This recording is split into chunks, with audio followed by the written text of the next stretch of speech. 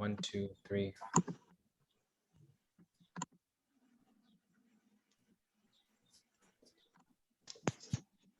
Good evening, everyone.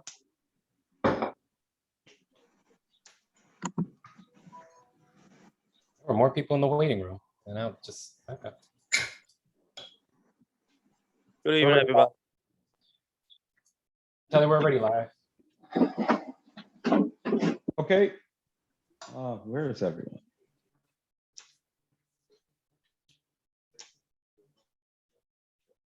Is there anyone in the waiting room? You said there's not? Chief Hawkins is coming in right now. Okay. There's 1, 2, 3, 4, 5. Okay. Good evening, Chief. How you doing? Yes, good evening. Just give it another minute or so. Allow. Okay. Igo has just joined as well.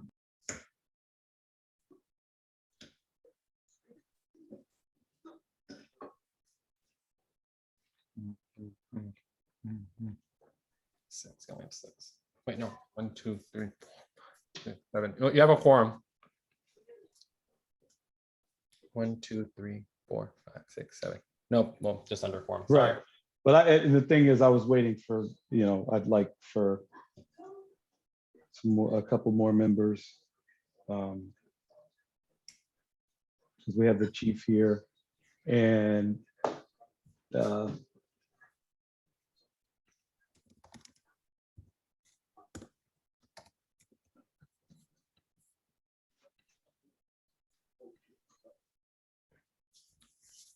Anani's joining. okay. I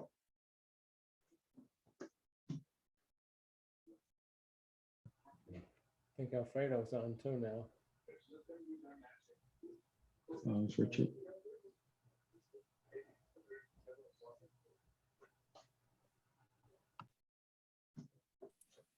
You've got 8.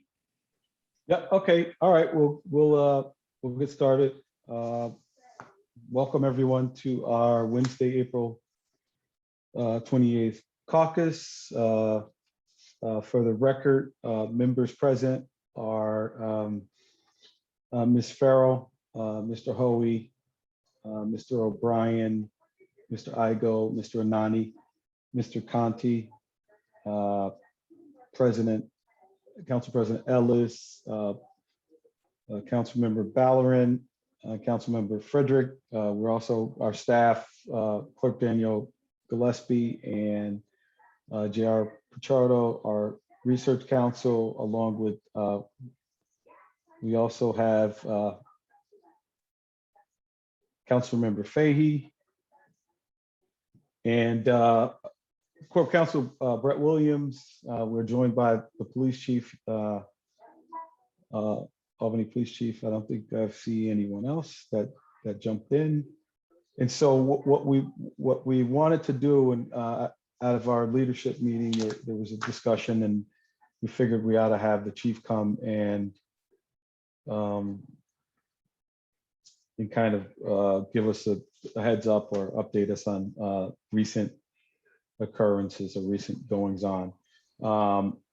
So Kelly, could we I know that, and I certainly don't want to take up too much of Chief Hawkins' time, but it might be a good idea just to go through the agenda quickly, just because to allow people to it'll get be to quick, and then I think more people might join us too.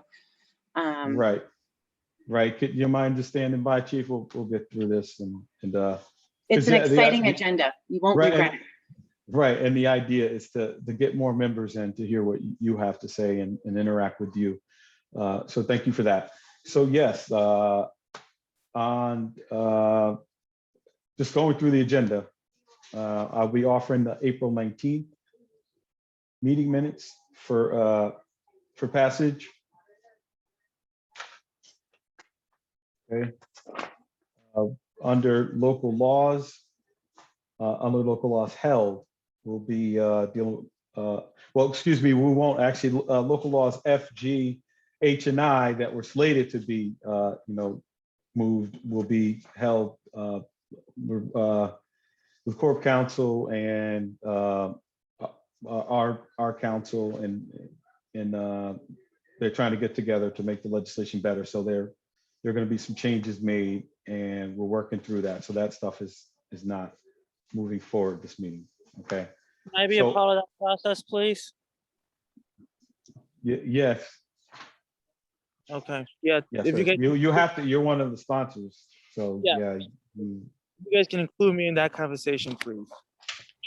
Yes, Kelly, we Mr. Bell. anticipated, and the mayor's office also anticipated at least 2, maybe 3 meetings to get through this, depending on all the feedback that we're getting. Right. And that's And I think we have 2 meetings scheduled as Scheduled. well. Yes, we do. right. And we split them up, not all 4 at once. 2 one night and 2 the next night. Right, okay, thank you. Yeah, it's too much ground to cover. So next on to ordinances introduced. Ordinance 125121 by Ms. Love. And she's not here. It's an ordinance authorizing the sale of 256 Livingston Avenue to Brenda, and 258 Livingston Avenue to Brenda Robinson. That'll be going to the Finance Committee. That's 125121. And the next ordinance 135121 by Ms. Fahey. That'll be going to planning. And that's on the small cell wireless facilities in the city rights of way. That'll be referral to planning. Yeah, and there's 2 resolutions connected, at least tangentially with that we'll also take up. And we've already, as soon as it's introduced, we'll notice the meetings because we want to get on that. Thank you, Ms. Fahey. Next on to resolutions introduced. It'll be 415121R by Ms. Farrell. It's a resolution consent to the adjustment of salaries in the Department of Law. It's 415121R. Will be going to finance. Okay. Next is ordinance 425121R in relation to salary adjustments in the Community Development Agency. Again, Ms. Farrell going to finance.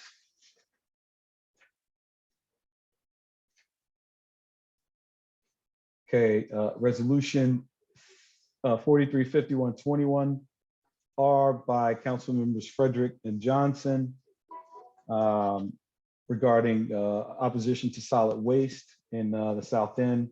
Miss Frederick, is that something you guys want to move forward with and pass at our meeting, or are you looking to discuss it? I figured you'd want to move it, so do you want to say something? Yeah, I would like to move it to pass at the meeting, if possible.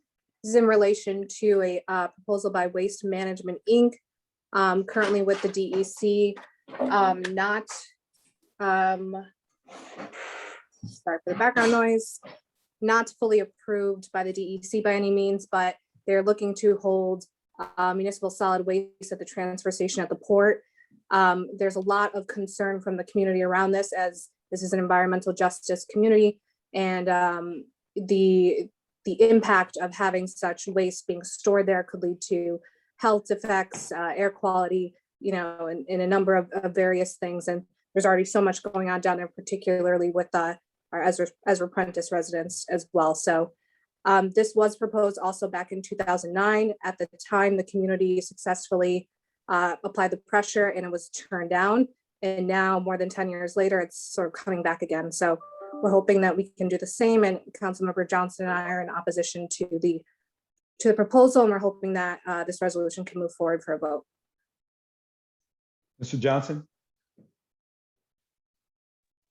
Yes, I missed part of what Councilwoman said, but I just would say that the same sentiments and concerns that were shared by the neighborhood association up by Toast would be the same concerns that we would have, and and on top of the number of issues that community is already dealing with, I feel strongly against it, and at this point, that's the position that I'm going to take, and I'm asking if everyone could support it.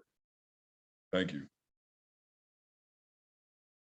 Okay, so just for members, is everyone okay with moving ahead with that? Well, can I ask a question? Can you get, I do remember that they had applied once before. I didn't realize it was 2009, and it was denied.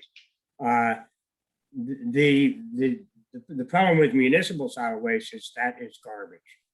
That's real food waste stuff, and that's what stinks and draws rats and everything else.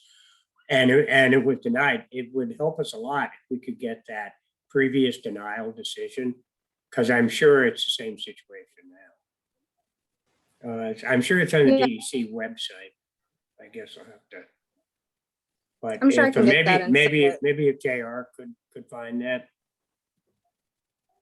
I'm sorry, regarding the. Yeah, DEC denied in 2009 a similar application by Waste Management to have the facility at the port process dirty waste, mainly municipal, food and stuff like that, which is a lot more difficult than just the, cleaner waste that they process now. And it was denied, I assume, for a lot of the same reasons, namely due to its location close to a residential environment. Okay, But it would help us a lot for justification of advocating that it be denied again. Mr. Hoey? Yeah, there was a good article, a letter to the editor this morning by former Councilman Dominic Castellero, and he talked about that, and I'd be willing to reach out to Dominic and get more information for you, Mike, if that would help too. Right, and so I'm fine with this and support this as is. Would the sponsors want to have a general services meeting to take comment from the public, or you want to move forward? I believe they're having a That's up to public members. hearing. I believe they're having a public hearing next week, I believe, right? So this would be in advance. No. Okay. Mm. All So right. there was one intended for this Thursday. It was supposed to be a public meeting about this topic, but they postponed based on community conversations they've had. The response was that they're going back to the drawing board and trying to add additional mitigation features. I'm sure they are hearing similar sentiments from community members that, they don't want to see this happen. So to be Okay. determined when that would take place. I'm fine with passing the next meeting also. Yeah, I am. Any Judy, Mr. O'Shea? Yes, I'm fine with passing this. I do want to note that I listened, Dominic posted a link to an interview that he had on a radio show. It's about a 10-minute thing. Excellent review of the issues, and especially how the mitigation that they've proposed is laughable, and otherwise the impact of this on the community really helped me understand the issues, and I appreciated that. And so, of course, I'm supporting this. Thank you. And I'd like to be a co-sponsor. Yes, I would too. So members, can you just let Danielle know if you want to be co-sponsor? Co-sponsor. Just really quick. The sponsor said that in 2009, we introduced a similar resolution, and now 10 years later, we're introducing another one. How do we prevent it from, happening? What is the reason why they want that specific location? Just curious. Because they already They're own the site. Right, And they have there. an operation there, and they just want to expand it. Yeah, they're just changing from one other waste to a different. They're going to be doing the other waste, but they're adding on now. Yeah. Thank you. The other thing that might come into play is that I think there was a little bit of change in leadership at the DEC potentially. So it might have been on the radar from prior leadership, and now new leadership has come in, and they might be looking at this as another opportunity without knowing how the community feels. Yeah, I fully support and will be co-sponsoring too. Thank you. Thank you, Mr. Nani. Okay, next, we're resolution 455121R by Miss Love.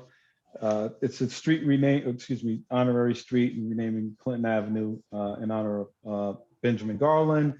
That'll be going to General Service Committee.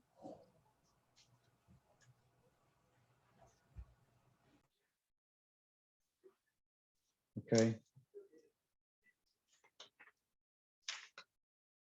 Next is resolution 455121R by Mr. Anani, proclaiming May as Bike Month. I'm sure you want to say something.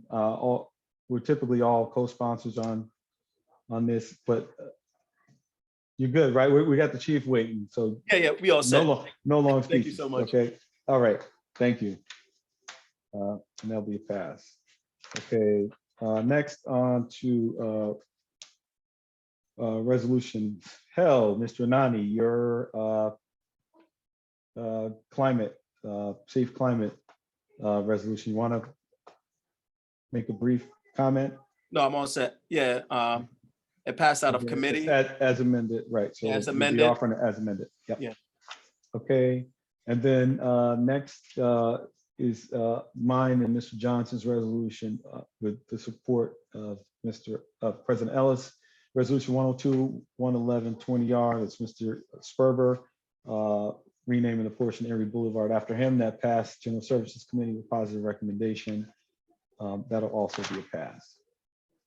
So that is it for the agenda. Any questions? Okay, so with that, we'll bring the Chief Hawkins back in to update us on recent events. What I'll do is I'll turn it over to you, Chief. All right, thank you, Councilman Kimbrough. And, first I'd like to thank the council for an opportunity to share information regarding the decision to remove individuals who were encamped on Arch Street in front of the South Station. And so my comments tonight will cover four major topics. First, it will be the decision-making process that led to the removal of the demonstrators. Second, I'll talk about the response by the demonstrators when told to leave the encampment. Third, I'll talk about the use of force that was employed. And last, I'll talk about the covering or absence of badges by officers during the incident. And as we are all aware, the event that sparked the encampment occurred 3 days prior, on Wednesday, April 14th, in which there was a violent clash between police officers and protesters at the South Station. 3 days later, on Saturday, April 17th, a peaceful demonstration occurred in Townsend Park, where many voiced their displeasure with the police department's response to the April 14th incident. Many in the group then marched from Townsend Park to the South Station, where the demonstration continued. Later into the evening of Saturday, April 17th, camping tents were set up on Arch Street directly in front of the police station. Supplies were brought in, and the occupation of the public roadway began. And so it's important to pause and reflect here, because this was an especially critical moment in this occupation, even more critical, I think, than the actual decision to disband the encampment. There were raw emotions at that time on both sides of the issue, lingering from the clash 3 days prior. And the city, much like the rest of the country, was on edge waiting for the verdict in the Chauvin trial in Minneapolis. We understood that people were frustrated and angry. We understood that people wanted to exercise their First Amendment rights. And given this combustible mix of emotions, we also understood that police intervention at that point could dramatically escalate tensions within that situation. But on the other hand, we immediately recognized that the public occupation and the shutting down of a public street directly in front of the police station was a serious public safety issue. We knew right away that this was different than, say, occupying a city park. It was clear that this occupation would, to some degree, negatively impact the delivery of police services to the community. We were concerned that the occupation would cause inefficiencies that would hamper our ability to address violent crimes throughout the entire city. We were concerned for the welfare of the officers and the non-sworn employees assigned to the South Station. We were concerned about the basic quality of life expectations that members of that community, just like members of every other community in this city, have and deserve. And after carefully weighing all of these competing concerns, a decision was made to de-escalate the situation and not intervene with the establishment of that unlawful encampment on the street.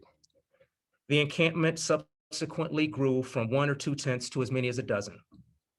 For safety purposes, all police vehicles were removed and relocated from the South Station parking lot, and the system for deploying officers was adjusted. The South Station was closed and members of the community no longer had access to that building. Arch and Trinity Streets were no longer accessible for vehicular traffic, impacting emergency vehicle travels and deliveries in that area. Protesters within the encampment made it very clear that they would not leave until several demands were met. Now, as chief, I have an obligation to listen to the concerns of a wide-ranging and diverse group of stakeholders while assessing issues like these. And I did. I had heartfelt conversations with elected officials, residents, community activists, police personnel, city employees, law enforcement officials at all levels. And I found that this was as polarizing an issue as I've seen in my entire career. Good, well-intentioned, rational, and balanced people simply saw and continue to see this issue much differently. I listened to all viewpoints. I empathize with those on opposite sides of the issue.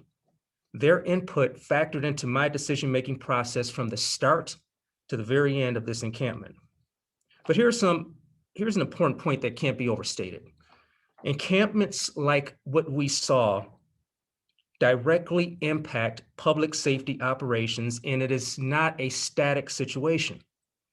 Instead, those types of encampments are fluid and rapidly changing.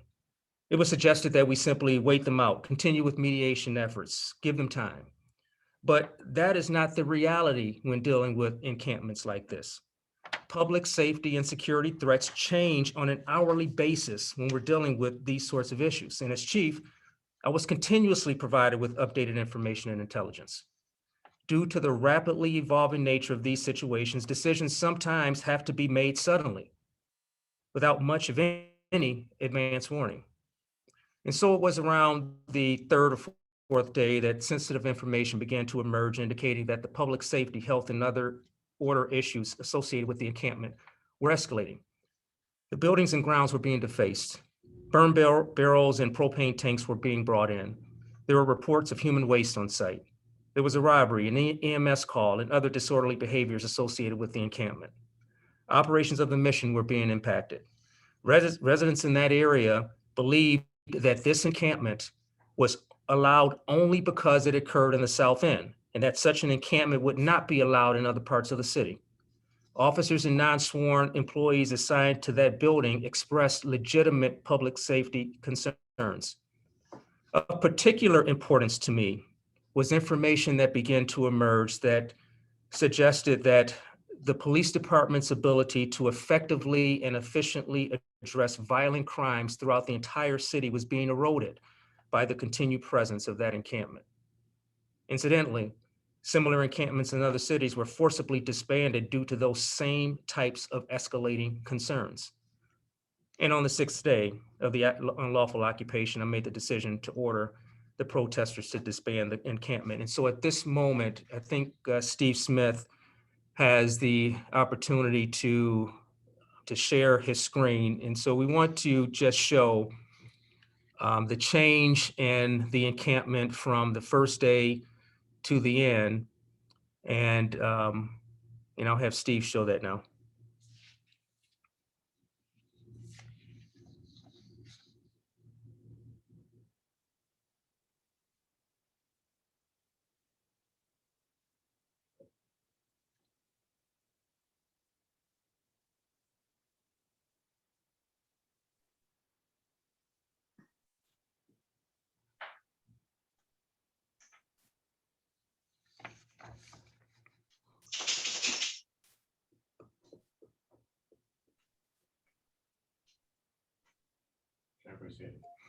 Yes, can everybody see that? Okay, so What we're showing right now is how the scene changed at the South Station where the encampment was taking place from the very outset until the very end. So what you're seeing right now is what we saw roughly a day later, that Sunday, the day after. And we'll progress through some of the screens just to show the progression of change over time. So this is Monday at around 8 p.m. And you can see that we're starting to see a little bit more defacing of the property. The size of the crowd is starting to escalate a little bit as well. Somewhere around Tuesday evening, we started to see an escalation in which individuals, as you're seeing on the screen here, were standing on the police vehicles.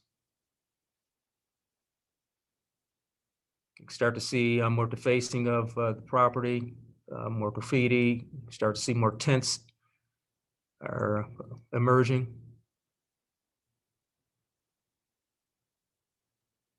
As we approach Wednesday, we see more. And Thursday, this is what we saw. So just to illustrate the type of change that we were seeing, just the visible change in the encampment over a period of days. Okay, thank you, Steve.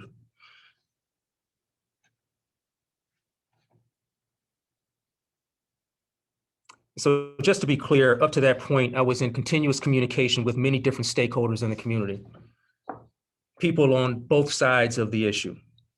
But once the incident became a police tactical operation, I was limited in the type of communications I could have with those stakeholders. And, you know, this was not a slight to anyone, but a matter of protocol that maximized the chances of successfully disbanding the encampment without injuries to officers or protesters. The operation to disband the encampment began on the afternoon of Thursday, April 22nd. Much has been mentioned about the 15-minute notice given to the encampment members to leave. It has been suggested that given more time, they would have peacefully packed their things and left. That is simply not true. It didn't matter if we gave them 15 minutes or 15 days. They clearly had no intent to leave. 20 minutes before we even gave notice to the protesters who were tipped off that the police would be asking them to leave, they began stealing garbage dumpsters from a nearby building and barricading the street. 20 minutes before they were even given notice, they began lighting fires in the street and otherwise visibly preparing themselves to resist any efforts to end their unlawful occupation. Nonetheless, police officers approached the group to advise them that they had 15 minutes to leave. And just to be clear, had they started the process of disbanding the encampment, but indicated that they needed a little more time to finish, we certainly would have accommodated them. They never made that request, and their intentions showed exactly the opposite. Instead, the officers were met with profanities, vulgarities, hostilities. The protesters made it clear that they would not comply with the lawful orders to leave the encampment. At this point, the protesters had been clearly advised that their encampment was a violation of the law, and they were given an opportunity to leave without police intervention. They decided to continue violating the law and risking a confrontation with the police. A decision was made to physically move the protesters from the space. And so I'm going to, Steve Smith is going to show just a couple of short clips that just shows the officers as they made attempts to give notice that the protesters had 15 minutes to leave, and it shows the response from the protesters to that directive.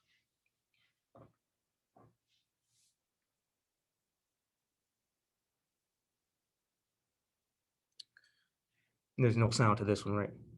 Okay, so what you're seeing right now is we have not yet given notice that they were going to be required to leave.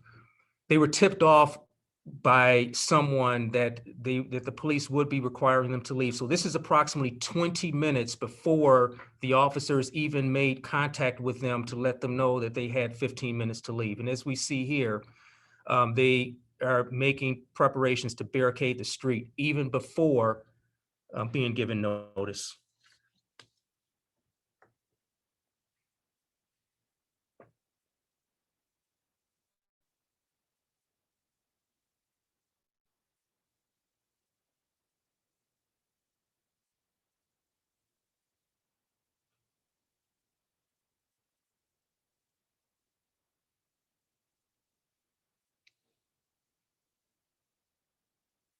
And these are dumpsters from the mission that they are improperly and unlawfully taking in order to create barricades in the street.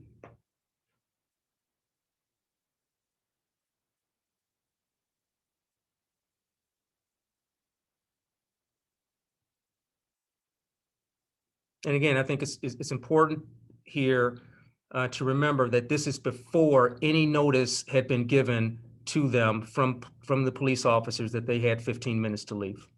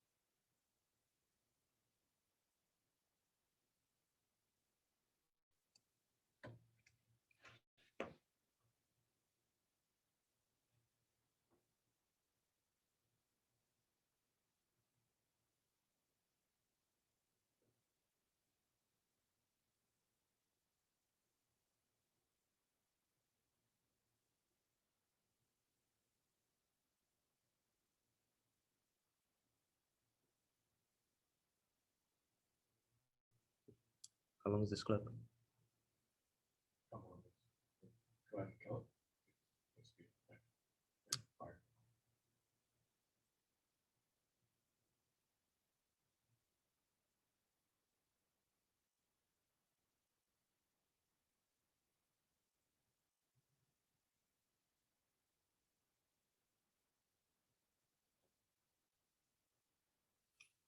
And as you can see, in the process of lighting the fire in the street.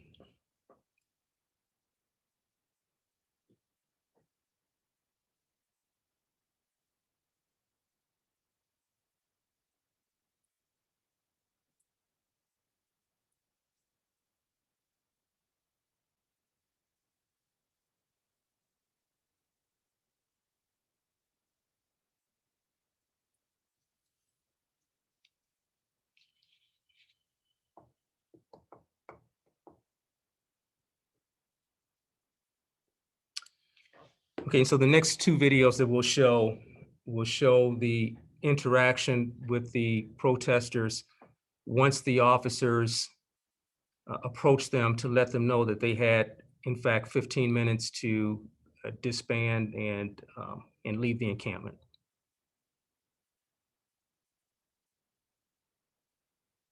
Do the first one from the view of the protesters.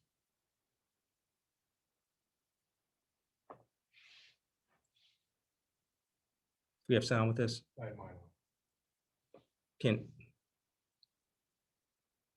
Is there sound? Because I can't hear sound. I can't hear anything.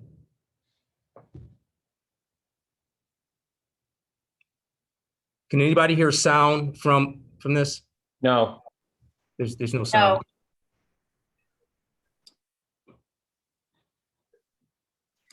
If there's sound that's a part of the video, you may have to enable a setting in order for us to hear it during your presentation.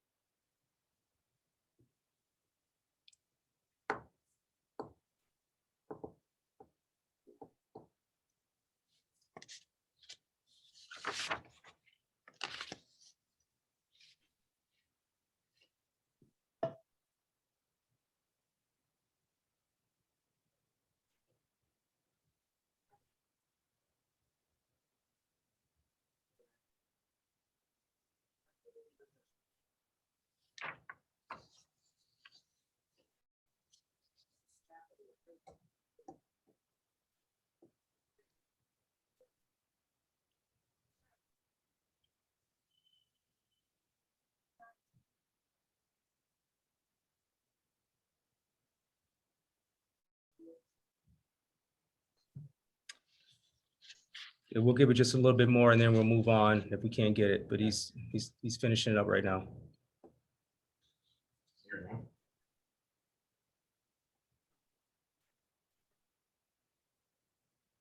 No.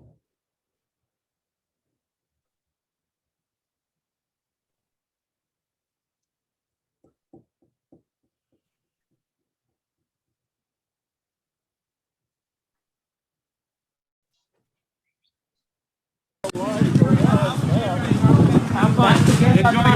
Anderson fire? Is Anderson fire? Is Anderson That is against our constitution. There have been no shootings in all cities. Oh, look at piggies! Okay, so just to set the scene here again, this is when the officers are coming out to advise the protesters that they have 15 minutes in order to leave the encampment. At this point, they had already, as you can see, barricaded the streets. They had started lighting a fire and otherwise making all indications that they were not going to be compliant with any orders or directives to leave the area. What are you seeing? They're here! Here they go! Oh, you got zip ties! Don't gas me! Don't gas me! Do not gas me! You got a fucking baton, bitch? Hey, can I talk to her? No! Who the fuck? What do you need to talk about? I'm going to talk about. No! You, black man! Black man! Is Anderson fire? Is Anderson fire? Is Anderson That fire? is against our constitutional rights. That is against our constitutional right. That is against our constitutional Is rights. Anderson fire?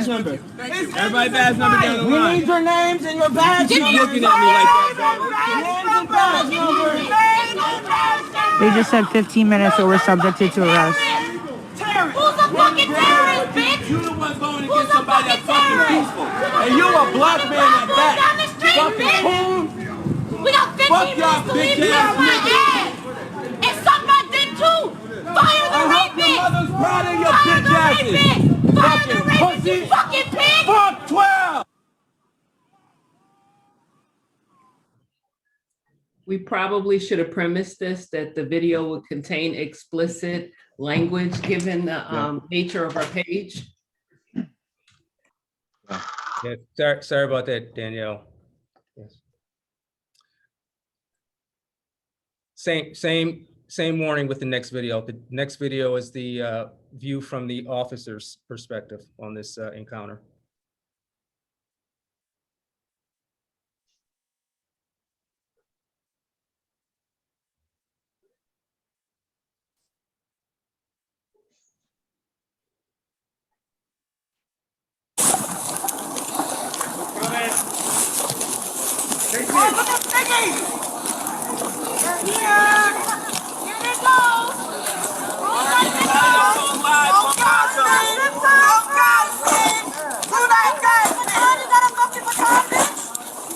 Hey, can I talk to whoever's in charge? Who the fuck? What are you talking about? You can talk to all of us. All of us are in charge. What's up?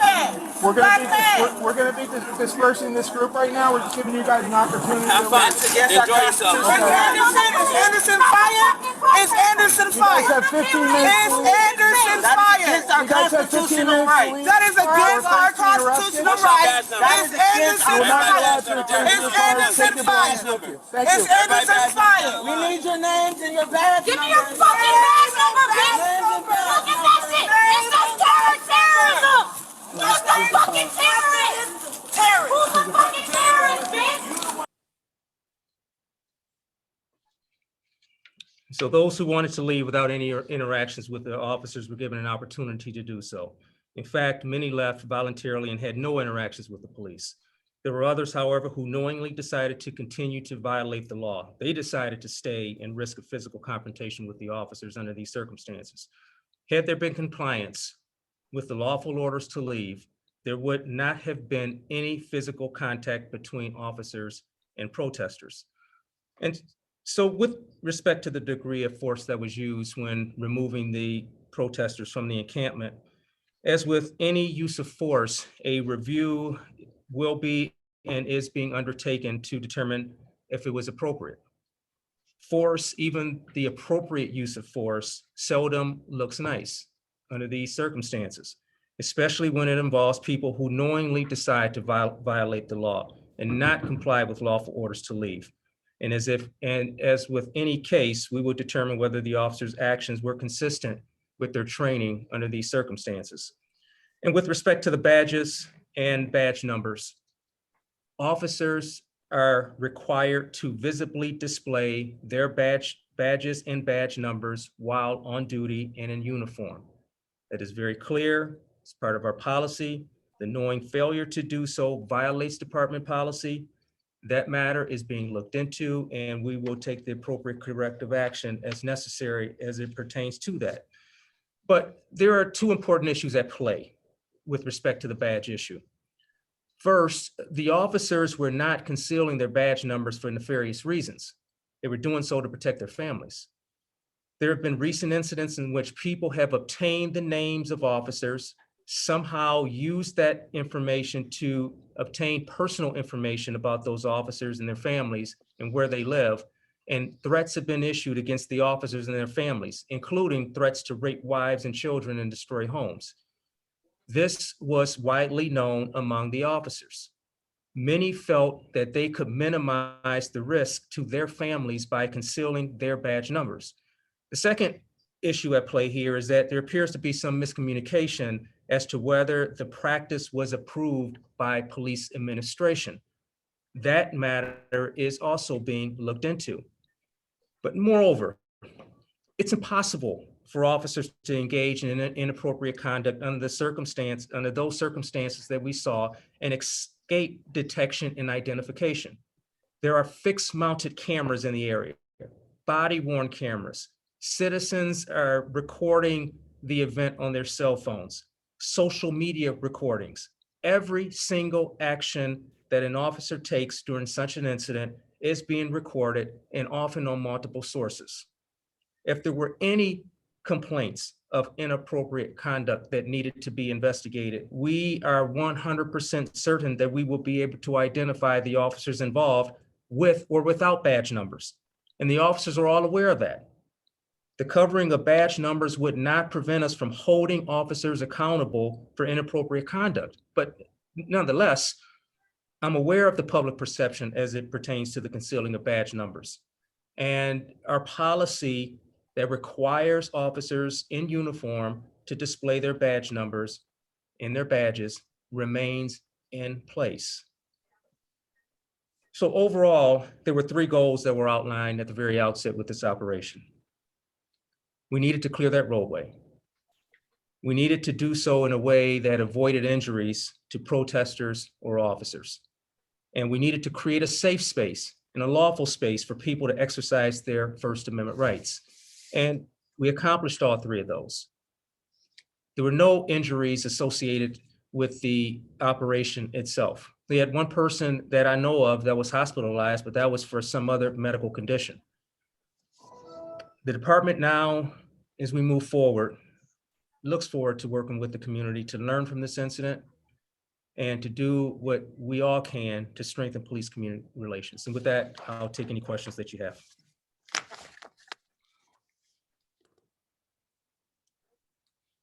Okay, members. Mr. Johnson? Thank you. Ah, man.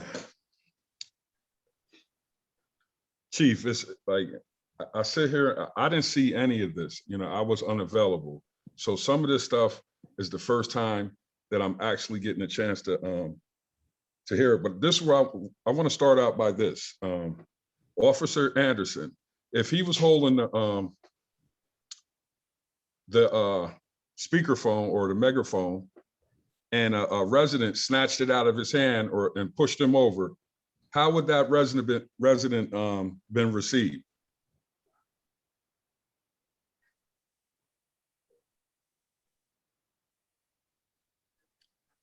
Sorry, That's a question, Chief Hawkins. So if you're asking if Officer Anderson was assaulted by a citizen, then the answer would be that there would be some repercussions. So clearly you just, you said it and I didn't, that young lady was assaulted by Officer Anderson. No, I didn't say that. I just asked you a plain, simple question and your response was. Well, listen to my answer though, Councilman. What I said was, if Officer Anderson was assaulted by a citizen, that there will be repercussions. Well, my question is, if a citizen did the same thing that Officer Anderson did to that young lady, how would that been received? Then the answer is, it depends. Okay. There is no. I can't answer that question because we're talking about 2 different situations and scenarios. I can't answer it. I mean, it may very well be that they are treated the same, but that's not necessarily the case. Well, I think that, in listening to your presentation, you never made mention to that. And that act right there, I think, turned that whole situation in a different direction.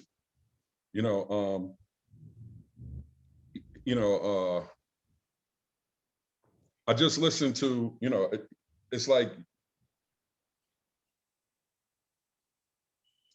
you mentioned that the names on their uniforms were covered up, and that's not policy. They did that right in front of the police station at in a heightened time like this. And I'll just say this, I sympathize. Anytime that I hear that people are in unfortunate situations, if I know them, I reach out to them because I don't wish that on anyone, for families to be receiving threats or anything like that. But I have to be honest with you, Chief.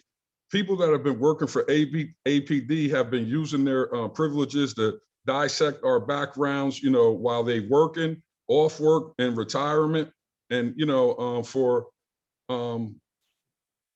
it's stuff that come with the territory. Like I'm a homeschool coordinator, and I can call someone about something simple, and I get cursed out all day long, and it doesn't, as never am I allowed to respond back by cursing because we have a duty to be professional. And so like what I'm hearing is the language that, these are protesters. And, when you gave the warning to the group and the people that left, they were protesters, right? The people that stayed, they're activists.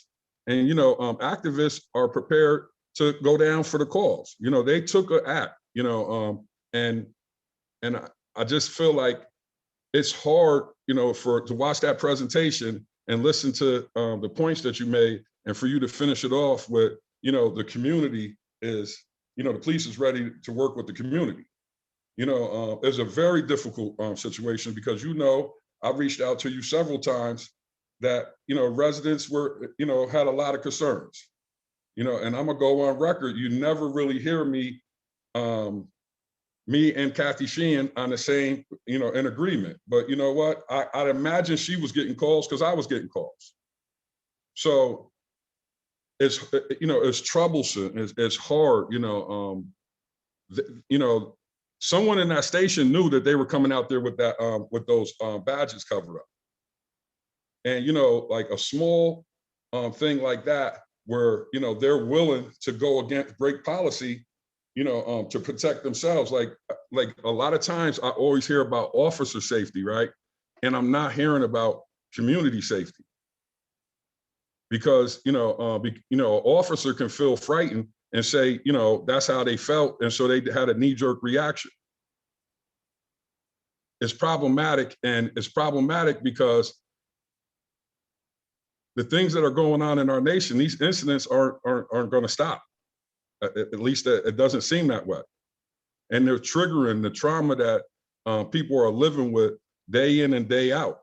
And so when we have this, like when we have these meetings, and it's like really a one-side presentation, because it's never did we hear,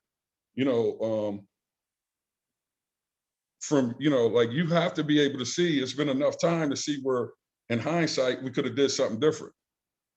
And, it's those moments right there that, accountability is taken, that, people feel like they were heard. And so like, it just, like, it's a one-sided presentation. It's a one-sided, it was like, I heard nothing about what we learned from this. And another thing is it's a school right around the corner from that, Chief. What consideration is taken in place, with the school being around the corner? Because that stuff can have a adverse effect on that school. So are you? Yeah, just so I can respond quickly to that. Councilman Johnson, I never defended the practice of concealing their badges. I never said it was right. In fact, I said that we're going to look at that and make a determination as to what the appropriate corrective action should be. I simply gave an explanation as to why it was done. And I only did that for context, because that issue is obviously an issue that is a hot button thing for a lot of people. A lot of good people in the community see that, and they see, and their perception is that the officers are doing this for nefarious reasons. So for context, I just put that out there because we're all people. We all have families. A lot of us have children. Some of us have grandchildren. And I don't care if you're a council person or a mayor or a police chief or an officer. If you get valid information that somebody knows where you live and where your children go to school, what your wife does, when she's home, what your husband does, and there are some credible threats out there to rape and kill and do all these horrible things to your family members, as people, we respond a certain way. I just put it out there for context, and so this, it's been made very clear what the expectations of the department are in terms of the wearing of badges and making sure that they're visible. But there was some extremely unusual circumstances, emotional circumstances that elicited, I think, a normal emotional response from officers with respect to their families.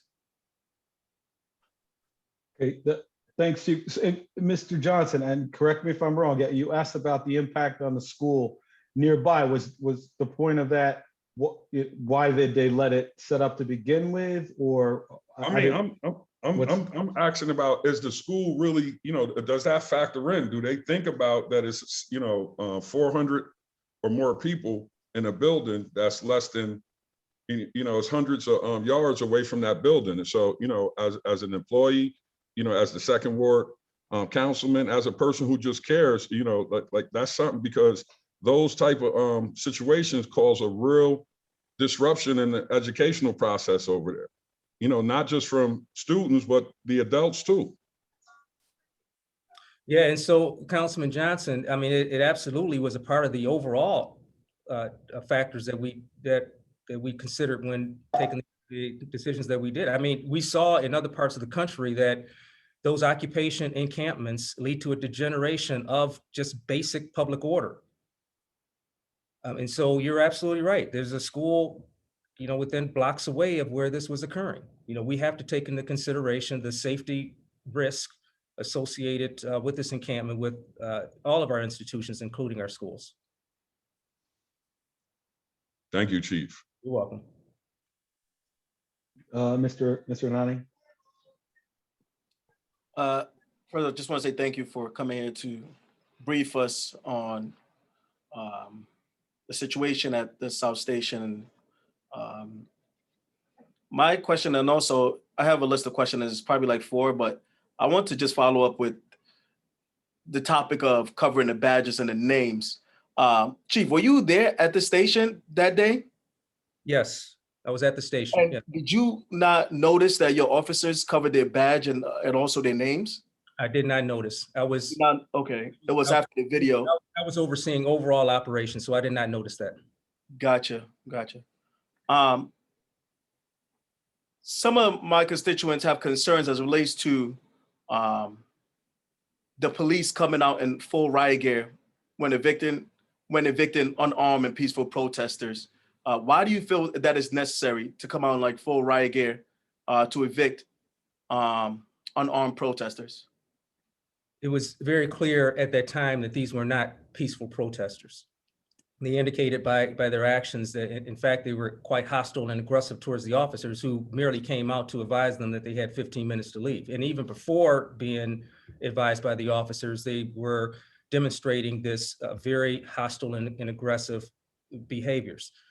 And so in order to, it's general police protocols and training. When we are dealing with a situation like that, officers are trained to have protective gear, and part of protective gear is the riot shields when coming out. I mean, the optics, I understand, don't look the best, but in terms of obtaining the objective, and reaching the objective that we're trying to do, which was one of them was to do this in a way that was safe and that did not injure officers or protesters, that protective gear is necessary. Okay.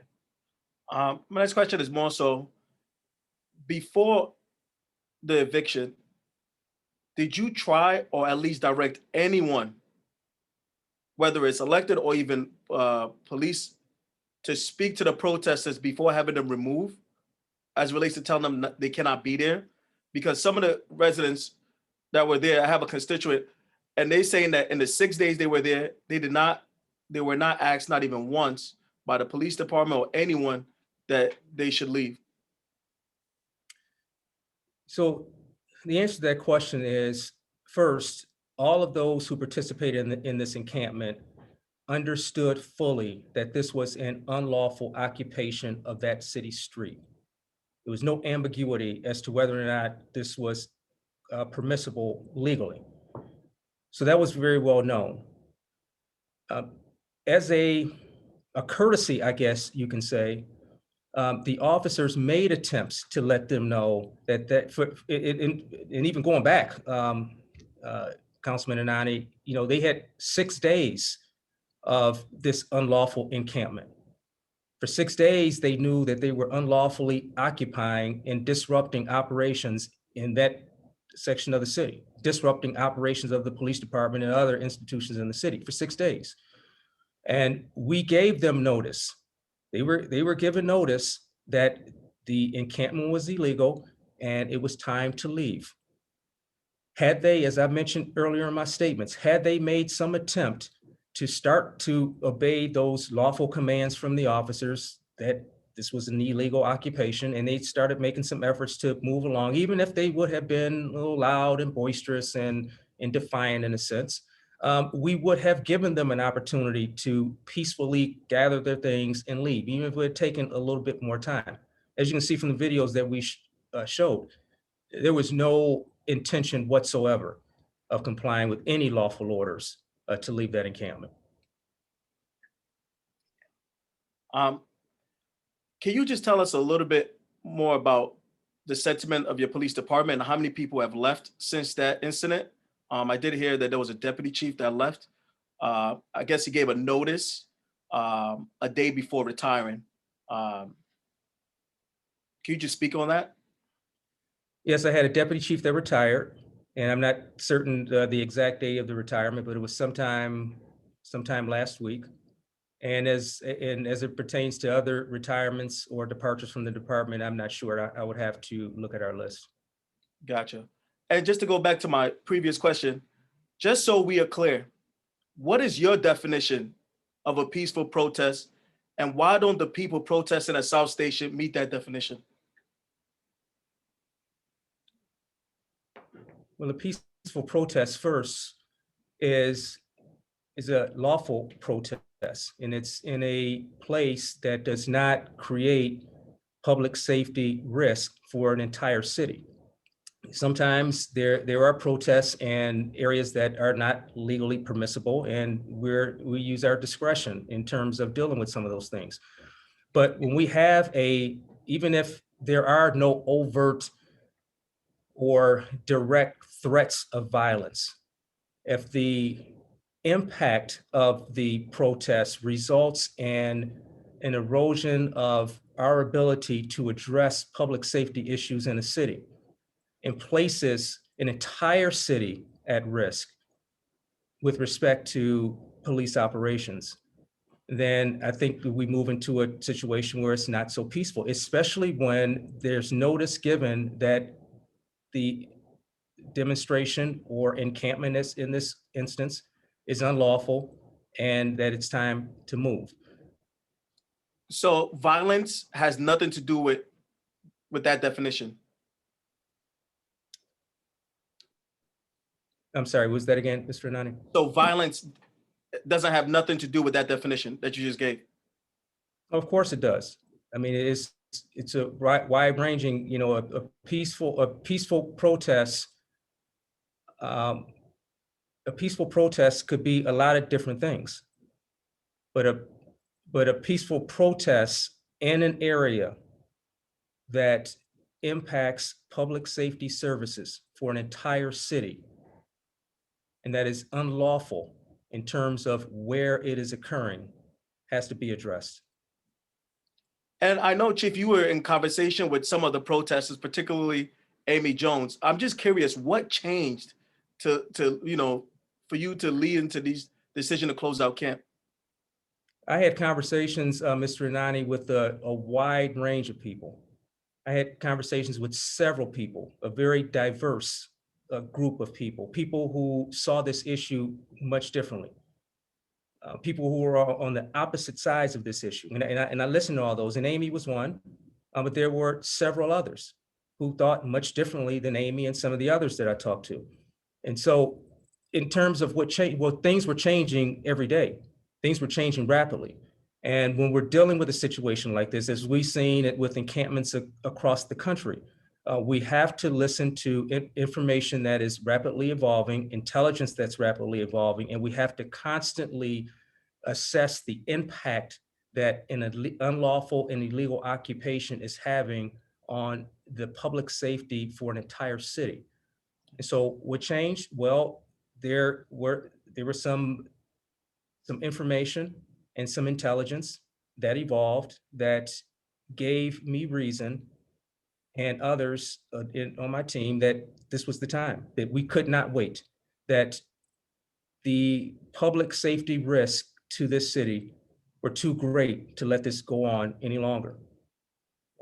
The police union president came out with a letter a couple of days ago saying that there's no leadership, particularly from yourself and also from the mayor. I'm sure you read the letter. What role did that letter play in your decision to end the encampment? None. I've been criticized by the union president for many of my decisions that I've made. You know, I've fired over 5 officers since I've been here. I've supported officers when they've done good things. I've suspended officers when they've done things that were not inappropriate, that were inappropriate. You know, I've come out and publicly supported officers when they were being maligned and demonized for things that they weren't responsible for. I mean, you know, so I've been balanced, I think, in how I'm addressing the issue of officers and officer misconduct. And there's times when I'm criticized by the union president for some things that decisions that I make with respect to the officers. But it doesn't have any impact on my decision-making. Gotcha. And just last one is, what can we have done different? What do you, like, just sitting back and looking back at the situation, is there anything that you believe that your department could have done different? Maybe even that even county council members could have done to assist in this situation? And what can we do moving forward? Because this is just looking at the temperature out there from residents in the city of Albany. I just don't see no end at sight. So it looks like this is going to happen again. And just, is there anything that you could have done different? Or Councilman Anani, I've been doing this for 30 years, and I've had some major issues that I've dealt with over my 30-year career, and some major decisions that I've made over my 30-year career, including this one. And one of the things that I found is that none of those decisions were perfect. You can talk to any law enforcement or any other executive or any other organization. I think they'll probably tell you the same, that no decision is absolutely textbook perfect. We take information that we have, we apply our experiences and get input from those who have a stake, and decisions are made. And what's important, I think the question that you're bringing up is a very important question, because with the understanding that no decisions are perfect, I think with things like this, it's important that we do have a conversation afterward collectively to see how things could have been done different. Because I think that when we reflect, all of us, everybody on this call, all of my people that are in the police department, the protesters who are part of that encampment, members of the community, I think when we reflect, we will all agree that there was probably something that could have been done. And that conversation needs to be had so that we can try to avoid these situations moving forward. Yeah. And just suggestion, just for next time, if this happens again, a recommendation is maybe to flyer the encampment around it and just tell them that if they don't leave by a certain time, they will be evicted. And then to bring maybe DGS, who are not armed in riot gear, to actually try to assist them in cleaning up first. And then if that doesn't work, you could use law enforcement who are not in riot gear to evict them. So that's just some suggestions that I just have, Chief. And just again, we are the legislative body for the city of Albany. Try to involve us when it comes to some of these really hot issues that is going to impact so many residents in our city of Albany, particularly the council member who represent that district, and also other council members who look like the communities, the people who are out there advocating for the injustice that we see so often. So that's just my 2 cents, and I just want to thank you. Thank you. That was more like 10 cents, but Mr. Hoey. Yeah, thank you, Chief. Councilor Nani addressed some of the things I was going to bring up. I do believe in due process, and some of the demands was like fire somebody right away. We got to do due process. I mean, there should be hearings. We need to talk about things. And I've seen the videos of what happened, and it was a rough situation when it first started on that I think it was a Wednesday night. People were just looking to start something. And, you know, and carrying on what Councilman Anani said, what do we do moving forward? You know, it's still spring, it's still cool out. I really dread the hot summer nights, and, you know, when more people are going to be out in the street. What can we do to get people talking? Because there's two sides. You know, I've heard people in the city saying, you know, this shouldn't be allowed to go on, that people shouldn't be able to protest. But, you know, you listen to the protesters and they want their constitutional rights. So we're kind of in the middle. How do we, I guess, you know, de-escalate this whole situation? Can we? And, you know, I don't have an answer, but maybe collectively, you know, the leadership of the city and, you know, the community members, maybe we can come up with something. But I think there has to be a dialogue where people talk and get their frustrations out, find out what they really want, that are reasonable. I mean, there are some things that we just can't do as a city. So, and looking at, you know, I've seen a lot of the videos. There's a lot of nasty things said to policemen and women. And, you know, I think there was restraint compared to what happened last year. So I think, you know, I just wonder, is it in your mind, is there something we can do in the next couple of months to try to get people calm and talking and to move forward? Thank you. Yeah, thank you, Mr. Hoy. And I think that impressing upon people that your constituents that good people, balanced people, people who are well-intentioned, people who want the best for this city. Many of those people see this issue much differently. They see it totally different. And it doesn't mean that anybody's wrong or anybody's 100% right. But, you know, what we're seeing here is just I think a microcosm of what we see nationally. You know, we have this idea that in a lot of cases with a lot of issues that somebody's right and therefore somebody's got to be wrong. You know, the decision is made, and so that decision is either right or that decision is either wrong. Somebody is taking it one way or the other. Maybe that's not the case. You know, so I think trying to help your constituents. You know, if you're asking, me, helping your constituents to kind of see that. These decisions like this aren't made to violate the constitutional rights or to suppress the First Amendment rights of people. I mean, this was a very complex issue that involved a number of complex people, and we listened. We listened to that, and a decision was made. And so hopefully we can come together as a community and we can dialogue and understand that we may not agree necessarily on the issue, but let's try to understand where the other side is coming from. Thank you, Chief. Ms. Farrell?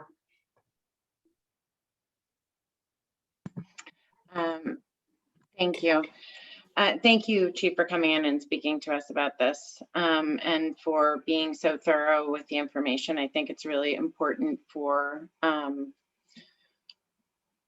everyone to see as much of the situation as possible. Before this evening, I spent a lot of time watching videos of the event. And I can tell you, I agree with my colleagues. It was really hard to watch police in riot gear come at unarmed protesters. I understand that there's a bigger story than that, and you did share that, but that doesn't change those images, and that doesn't change this feeling that we have and feeling in the community that the police are a paramilitary organization instead of people that keep us safe. And those two things, that's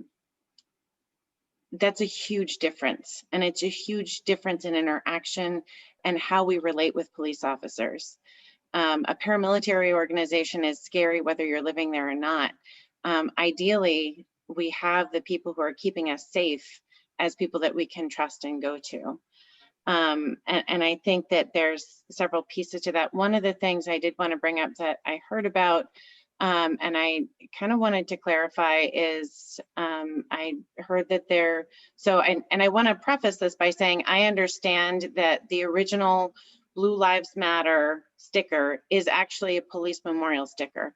I fully support the police memorializing members that have been lost. It is a very, you guys put your lives on the line, and remembering officers is an important thing. However, that imagery has been co-opted to mean something else. And it's just not appropriate anymore. And I would love to see a different way to memorialize our officers that isn't triggering for residents, that because it's been used as a Blue Lives Matter thing in direct opposite of Black Lives Matter. And it's quite frankly seen as a racist image. And I understand that it was this before. There's a lot of symbols and images that have turned into something else over time. That is not what they once were. They used to be once beautiful, peaceful things. They aren't any longer. And I think that we need to start we need to start finding a different way to memorialize our officers that is not triggering for an entire chunk of our population. And I would ask that you start considering that and start considering doing that in a different way, and using a different image. Yes. Yes. I also, I'm glad that you're investigating the covering of the name tags. But one of the pieces that brought up to me is because, and I agree with, I believe it's Councilmember Hoey that talked about process. I believe in process. I mean, that's why we're here. You can't be in a legislative body and not believe in process, because that's literally all we deal with. But one of the reasons why it's so important to have that name and that badge number is because if that officer does something that isn't okay, you're able to report them. And I think that it's an important conversation that we have, that our community knows how to do that and how to do that in a safe way. So I would feel, one of the scariest moments in my life is when I lived in New York City. I had police officers following me, catcalling me, and I was so scared because I didn't know who to go to talk to about that. And I would imagine that this is even more so. So I think that that's something that as we move forward through this police reform process, that has to be a very important thing that we talk about. And a reason why that name tag is there, because there should be a space where somebody who doesn't feel safe around a police officer can go and still find safety with our police. They should be people that we go to for safety, and that there is that overall feeling of safety. So I request, as you're going through that investigation, understand why it's so important to have those numbers and those names out there, and to also understand that there might need to be a bigger conversation about it. I do want to say I'm absolutely horrified that that there were some women that were directly threatened rape over this, and I just please don't do that. If you're listening to this, that's so not okay. I'm really bothered by that. And then I would also, I had a whole other thing, I'm sorry. This is another thing that I was really disturbed by, and I actually saw this initially when I was watching videos leading up to this. I wanted to make sure I had as many different views as possible. I think we need to start, because pretty much everyone agrees that it is so important that we get more Black officers. We need officers that look like the community. I don't know how, after watching so many of these videos, that we're actually going to get anybody that wants to be a Black officer. I've heard about how it's difficult within a police department, that Black officers are not promoted, that they face racism inside the police department. But to be spoken like that from from the community too. I don't know how we can get people to sign up for that. And I know I'm saying this to a Black officer, but I really think this is an important conversation to have, because we are never going to get anybody that's watching those videos that's a Black person that's thinking of being an officer. I don't know that I could do it. And I think that needs to be an important conversation that people have, and that we have in a real way, to start looking for solutions with the community and with the police force. I think this is two-sided, because it's not just within from what I watched, it's not just, they're getting impacted, not just from within the police department, but from the community as well. And how do we need to all come together and solve this. So that's my last piece. Thank you. Thank you. Ms. Frederick? Thank you, Chief, for the information tonight. My question, after watching the videos now and prior, my take from that was that they were asked to leave the premise.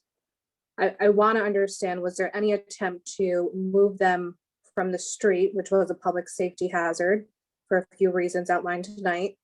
Was there any attempt to move them off the street to a more lawful place to peacefully protest prior to giving the 15 minutes to leave? No. No. Was that ever considered?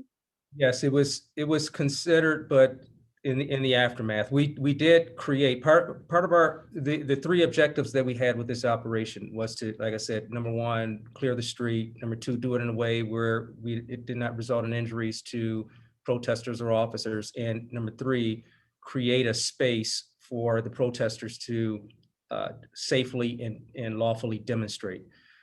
And that space was created on the north side of Arch,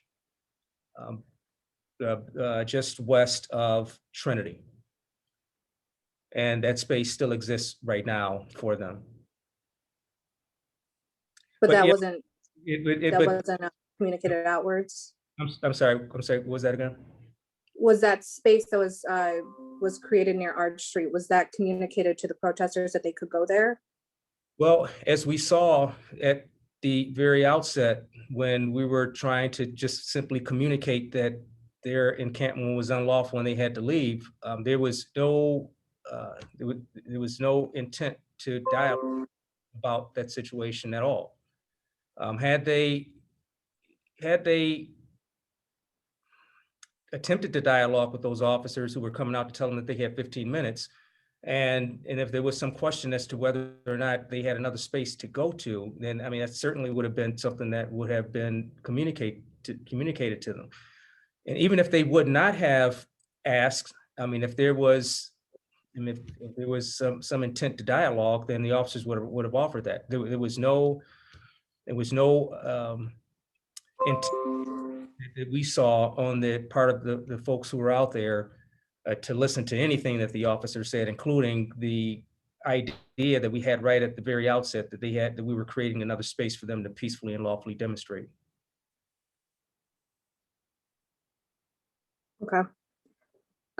Thank you for, that answer. I question, and obviously I think we've all been questioning this for the past week since it started.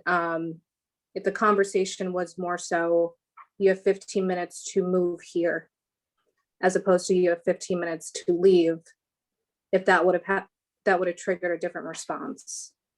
But thank you for the information. And I think, I see where you're going, Ms. Frederick, and you have a valid point. The only thing is, they didn't want to hear anything, as you can see by the response. There was no intent whatsoever to have any constructive dialogue with the officers as they came out. And as you saw, there was no hostilities or aggression on the part of the officers as they approached. This was simply to, let them know what the intent was. But certainly, had there been some intent to dialogue, then that information, I'm sure during communication would have come out. And And at the very outset, they would have known that they could go to the north side of our street, and that was their space to exercise their First Amendment rights. Thanks, Chief. President Ellis?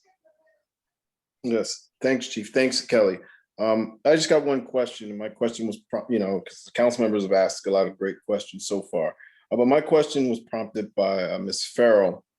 She mentioned it, but I guess I want to follow up on that point when she talked about the blue line. We know it's used in the past for memorializing police officers, but it's a different connotation as people see it today. And we could visibly see it on the riot gear. I guess my question, only question I have, Chief, is that blue line insignia on other police officers' bodies or equipment? Because that line was there when the riot gear. So now we have, police officers coming to a scene with riot gear on, which sends a totally different message to protesters. And then they see that blue line across their riot gear. Sends another totally message to people who are out there protesting. So my question is, that blue line, regular standard line used on officers' other equipment and uniforms? No. And second part of that answer is, once we found out that that blue line was on those shields inappropriately, that matter was dealt with. It was inappropriate, it was not authorized, and it's been clearly communicated going forward, and we're dealing with that matter internally right now. Okay. So you said it's dealt with or being dealt with? Because I think people want to know, because you said dealt with. So what happened? And you just tell them remove it, or is it being dealt with? That has been dealt with, past Okay. tense, but there's ongoing communication and expectations as it pertains to what is appropriate and what is permissible to be on official departmental property. That is not permissible, and it's been very clearly communicated to our people. Thank you, Chief. You're welcome.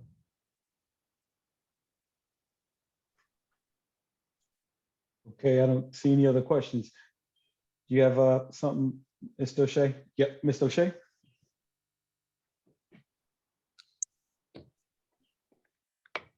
You're muted. Okay. Thank you for being here, Chief, for sharing that perspective. As I listen to the perspective, I do wonder if this would be a more productive conversation if there was a little more give and take between some of the protesters.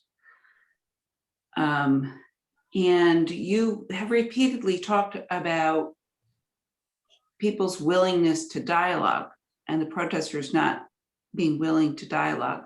One of the main demands, as I understand it, was they wanted to dialogue with you. Did you dialogue with them, protesters? Did you offer to sit down? No. And why was that? I think we're setting, in circumstances like that, there are two reasons. First, it was made very clear what their demands were. They wanted an officer fired, they wanted the chief to resign, the mayor to resign, and a whole litany of demands that they had. And it was very clear that was what they wanted. But second, well, three things actually. Second thing is, I'm always willing to dialogue with people, even if they have an opposing point of view. The mayor and I have had all summer, we've had, open conversations with people that just wanted to just sit and talk about their issues, whether they're complaints or compliments or ideas or whatever it was. I've done this several times over the summer, both with the mayor and separately, independently. I have no reluctance or hesitancy whatsoever to dialogue with people in this community. I've had over 1,000 public appearances during my time here. That's, my accessibility is not a question. I think we have to be very careful, though, with situations like this, because if the message that is received is that the way to get an audience with the chief or the mayor or the council president or the school superintendent or whatever public official it may be, is to illegally occupy spaces and place others at risk, especially with respect to the receipt of public safety services, it's a very slippery slope, because these young men and women may very well have been reasonable. On the surface, it didn't seem like they were, but maybe they were. But the message that is sent to people who may not be so reasonable, and people who may be extreme on whatever side of the aisle they may be, and it's a very slippery slope by conditioning the evacuation of an illegal encampment on a meeting with the chief or any other elected official. So I was very, very cognizant of that, and I'm very protective of that sort of thing happening, and potentially placing other elected officials or other public officials at risk. And so I was reluctant for those reasons to do that. So, from my perspective,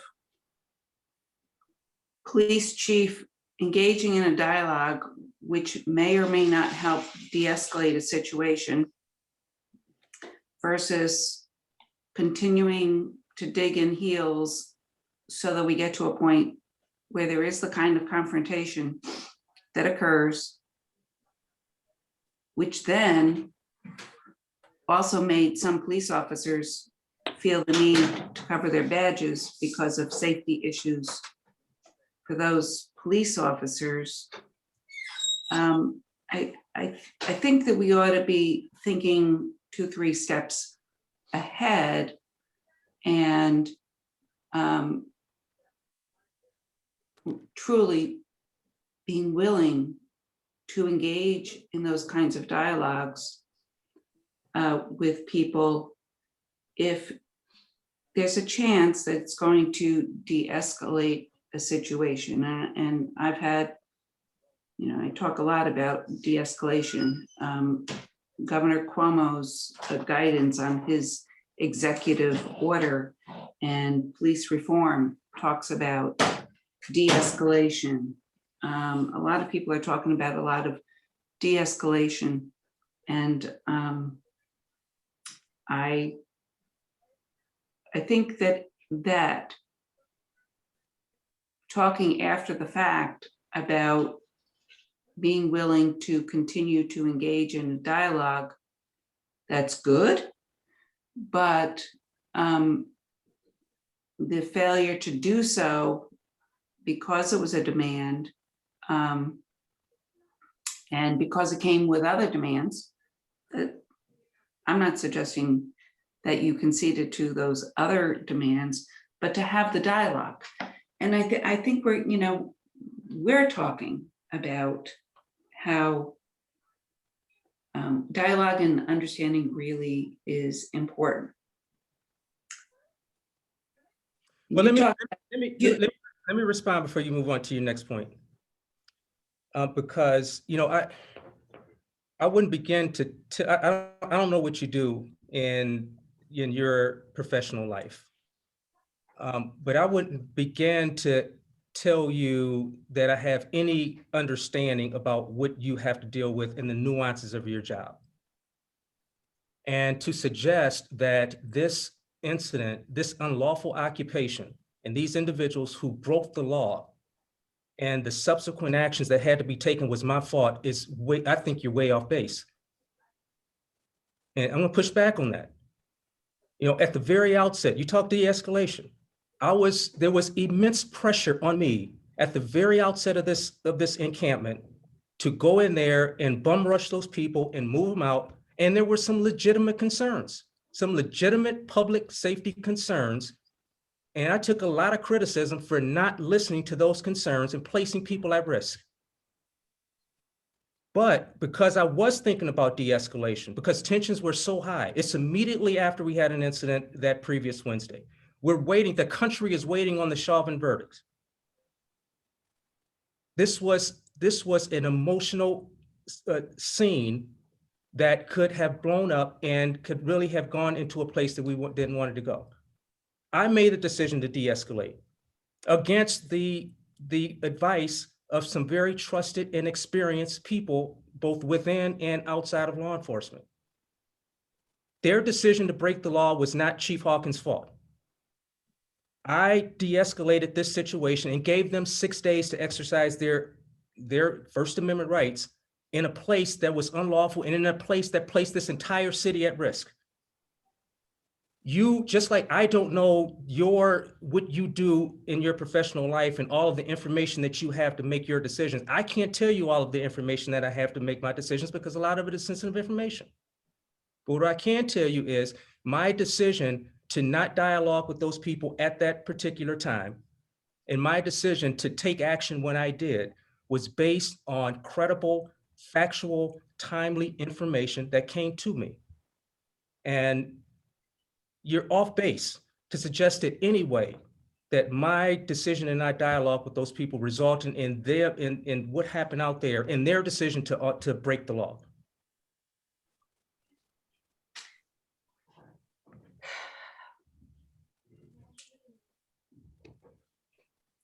My point is more so that we undermine the ability to dialogue if we don't take advantage of that at every opportunity. I appreciated what you conveyed as your officers' concerns that led them to cover up badge numbers or names. And I have been threatened in my household. I have had people appear at my door, so I certainly understand that concern. And I was struck by your saying that we need to understand that these are human beings, and that is so true. And that's true of the protesters who, I want to make it clear, I do not agree with every action that they took.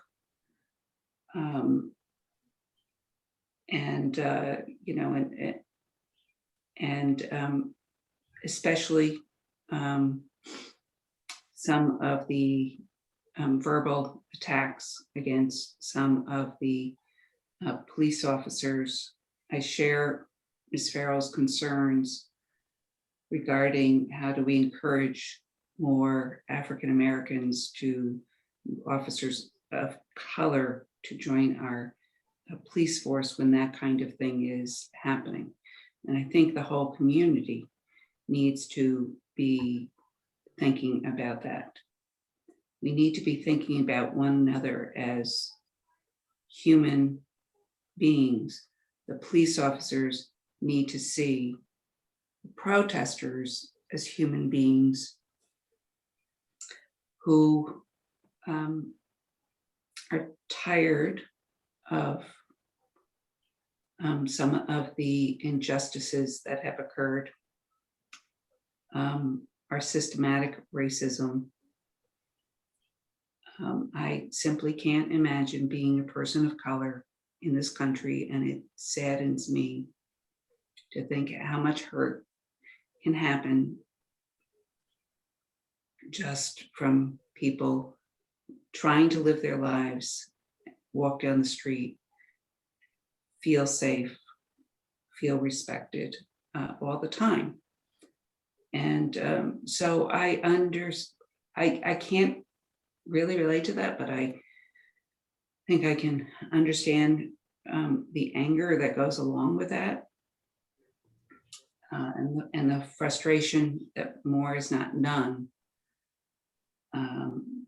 To have people of color be treated as human beings in the same way that it's frustrating for police officers to feel like they're not being treated as human beings sometimes. And that's That's really all I want to be saying. Well, my computer is protesting. That's really all I want to say is I think the dialogue is important. I think people seeing one another's perspectives, and that can't happen without there being the dialogue, and anything that we can do to open up those doors and continue the dialogue and to continue the empathy for both the police officers, command staff dealing with these situations, and also the people who are frustrated, rightfully so, with how things operate in our justice system that is not fair to a lot of people. Well, and Mr. O'Shea, thank you for that, because one thing that we do agree on 100% is is empathizing with people of color who feel the sting of injustice and systemic racism in our society. Because I happen to be a person of color. I've been a person of color for 53 years. My parents were, when they were alive, were people of color. I'm married to a Black woman. I have 2 Black children. I have a Black grandchild. And so I don't think anybody on here knows the sting of the lash of the impact of discrimination and bias and how to feel empathetic towards those who are part of that. I've lived it. But I've also lived as a police officer for 30 years also. And I've had a chance to see and to empathize with people on both sides of this issue. And I think it's given me a unique balance when analyzing these sorts of issues. And when we're talking about illegal occupations or police community relations or whatever it may be, I get it.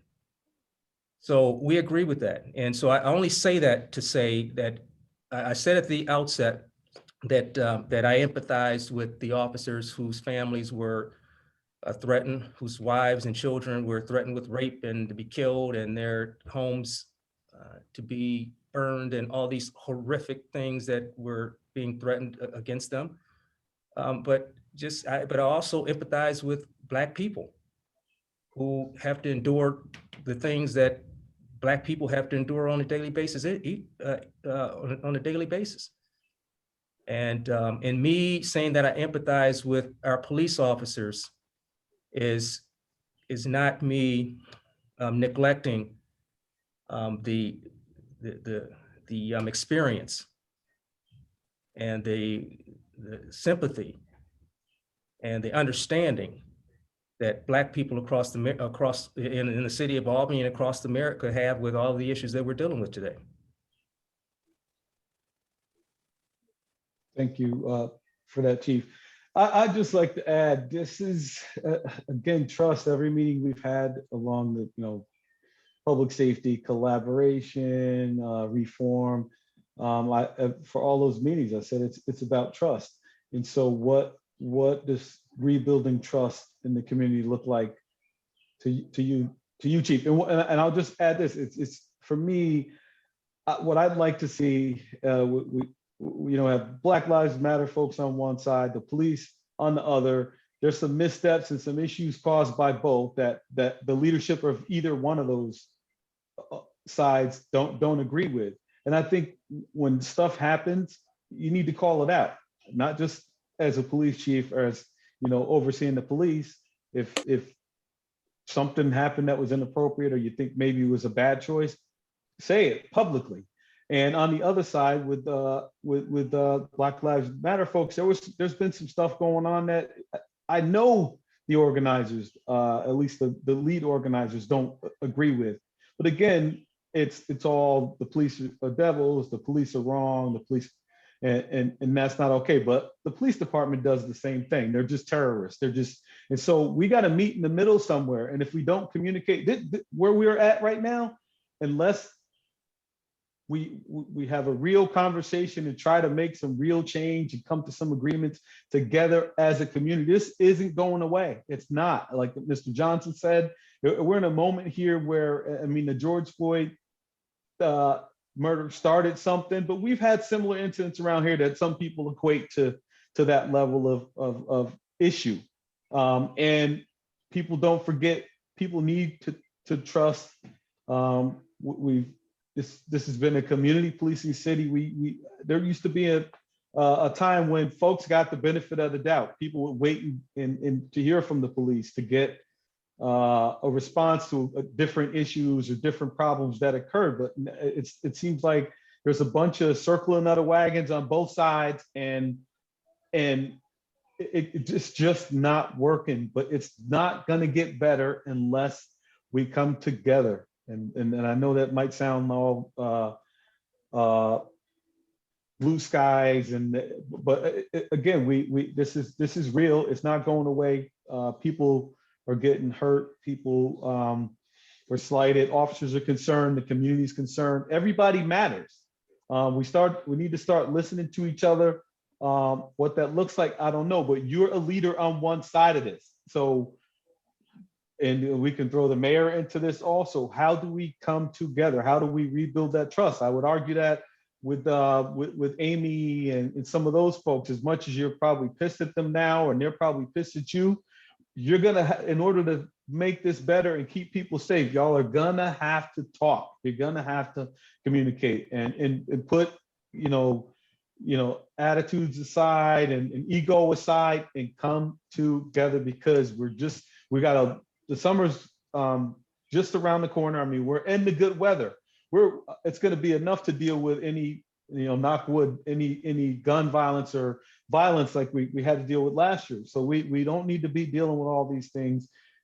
I'm not thinking we're going to have a perfect world and everyone's going to agree on everything, but at least come together and agree to disagree. There's some common ground, please. And with that, I'll stop. Yeah, thank you, Councilman. And I just want to end my part here with, I fully understand that we can be better. And I acknowledge that. I think that's a start as we move forward to dialogue with this community. And I think we have to do that. And so we're perfectly willing, and I am as the leader of this organization, to admit that. And it's time to move on to see, what can we do collectively better so that we can avoid situations like this. And we're willing participants, everyone in this police department, in this dialogue that this community needs going forward. Okay, thank you for your time, Chief. All right, thank you. Thank you. Okay, good night.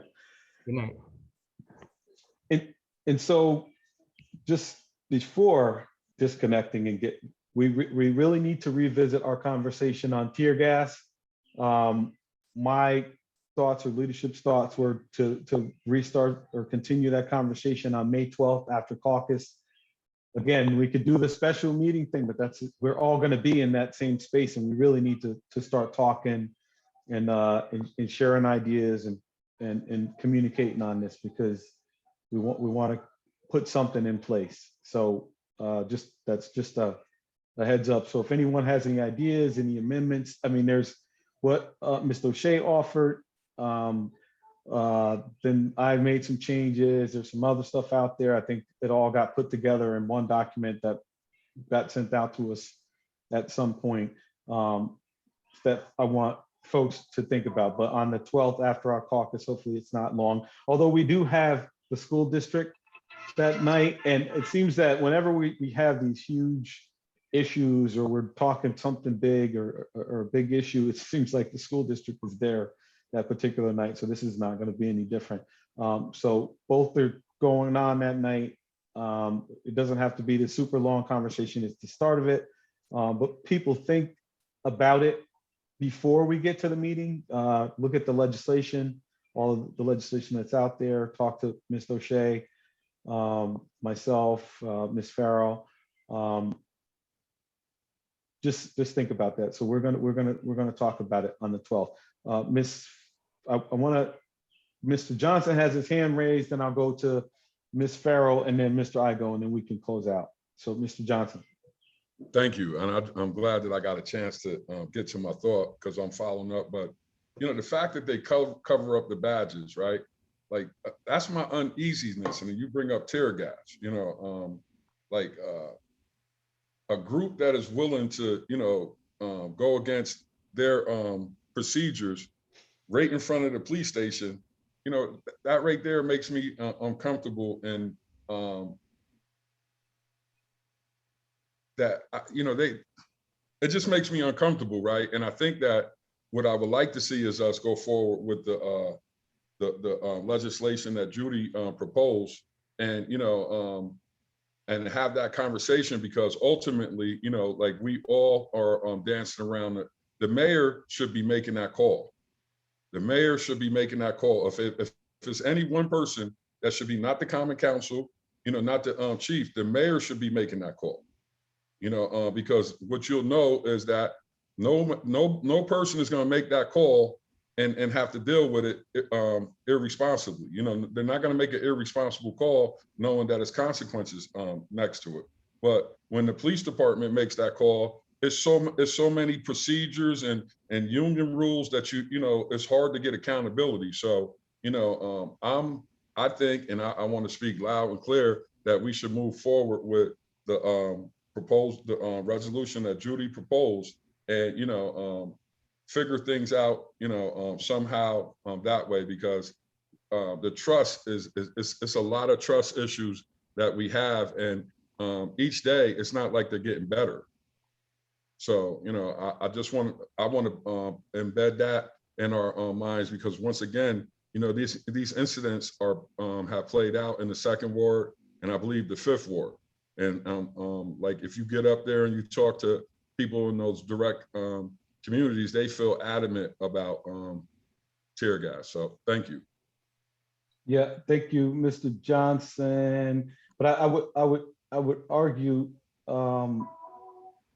the context and the situations aren't the same for making that call to cover. And I'm not in agreement with it. I think it's wrong, and whoever did it should be punished. There's rules that govern that. But in that instance, it's kind of different. They're in protecting their families, or so they thought, or that's the argument they're making. It's not the same as the other situation, I think, and that's just me. And can I respond to that, Kelly? I just, like, you know, not to say that the chief is, you know, making that stuff up, you know, or not, you know, and that's not our position, right? That's what was presented to us, right? Right. And, you know, I was always raised that 2 wrongs don't make a right. My father always told me that just because somebody did something wrong to you, don't mean that you can do wrong to them. And so, with that being said, I'm just looking at, you know, the thought process, you know, like, because they're not the same. And I want to be clear on that. But the act is not what is supposed to happen. And, you know, so when you are doing stuff like that in a heightened time like this, where all eyes are on you, what are you doing when the eyes aren't on you? So thank you again. Thank you, Mr. Johnson. Ms. Doche?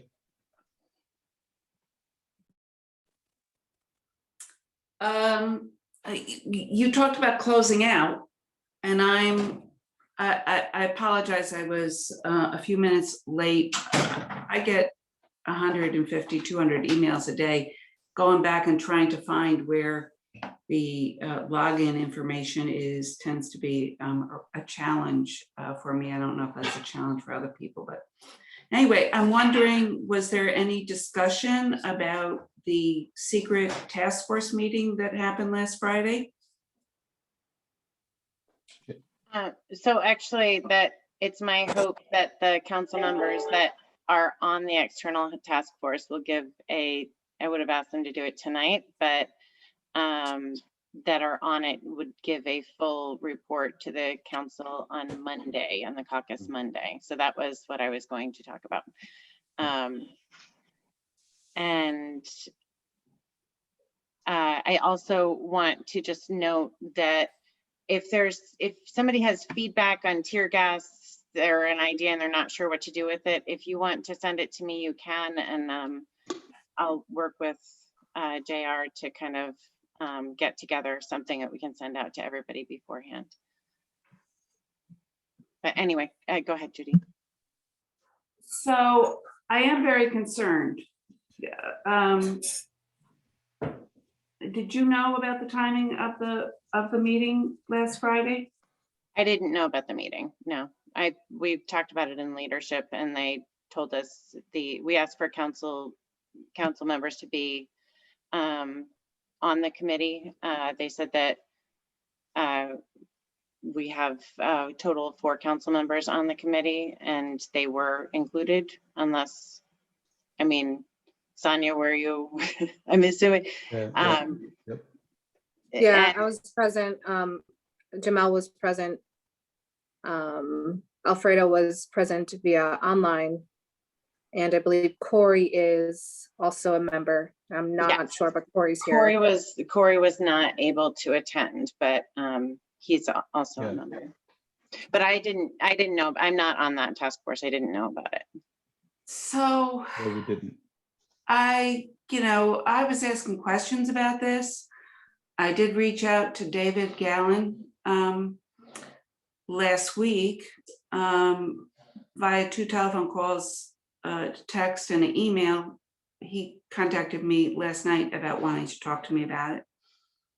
I had found out about it, and I did attend. I was a bit alarmed that this was clearly designed to be a secret meeting, and I think that we should be speaking about that. And we still don't know what the process is. We still don't have anything in writing. And essentially what they talked about in the meeting is there's going to be conversations. People are supposed to reach out to their constituencies. There's going to be draft recommendations, and then there's going to be a final report. It's a little unclear to me whether that final report comes back to us and we're expected to rubber stamp it, or whether the funding is going to be taken care of through Capitalize Albany, because Sarah Reginelli was there, and there was talk about her staff working on issues and helping with the meetings.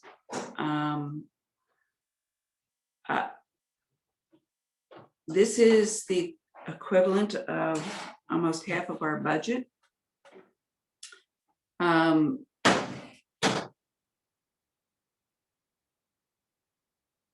I come from a place where, when I was 18 years old, there were not the sunshine laws, the open meetings law, freedom of information law.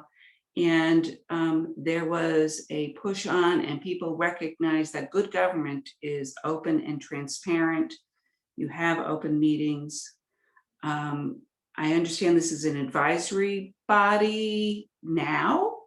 It's an advisory body, but if it's really a body that is going to be making decisions about the allocation of funds and issuing a final report and potentially making decisions regarding specific organizations, we don't know that because we don't have answers to the questions that I've been asking for the last month about this task force. I am bothered that of the maybe 30 members on the task force, it appears as though nobody asked any questions about, should we be having these conversations in private? Should there be these backroom deals?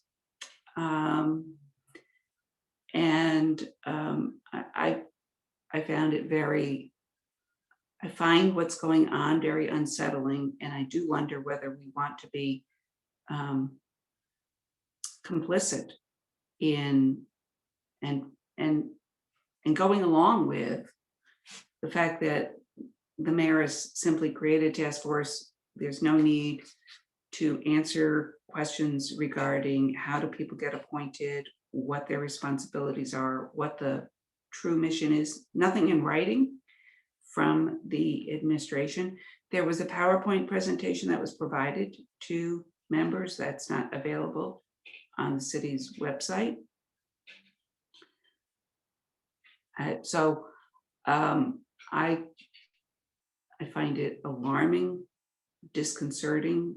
It seems to me that we are often faced in this situation where the mayor decides to go a certain path, doesn't feel any need to consult with us, get our approval, pass a law, a resolution, an ordinance, and then we get the results and we are expected to essentially rubber stamp it. And the question is how quickly, and what kind of review. So I think that there's a lot to be talked about with regard to this. It clearly was a concerted effort to keep this meeting secret and to not disclose it to council members in advance. But that's inaccurate because the council members that are on the committee knew about it. Well, so some councilmen, when I was chair of the finance committee, whatever information I got from the I didn't have administration- that information, and I have to be honest, I didn't ask because I think it's common sense that you invite people to. I've asked for it to be as transparent as possible. Initially, they said that they would have some issues with technology getting it together, which I understand. This is not a simple thing. I understand it's 2021, but that does not make everything technologically available. So we asked for council members to be involved. They included council members on it. They were told ahead of time. I don't think that Sonia and Jamel, Alfredo, and Corey just magically knew where to show up. It's not. And I did request, I didn't request who, I said, can you include council members? And I asked for council members that would definitely be here next term because this impacts the future. So, I mean, I would disagree with that characterization. I completely agree that information should be as transparent as possible and shared. I also in leadership did ask David, I reminded him of your questions. I said they were to serve as a guiding document. You've been guided, please answer them and share them. And he said that he's working on it. So I completely agree that this is something that we need to focus on, but I really don't think, I mean, we had council members there. So there is council involvement, and Sonia has her hand up, and so does Alfredo.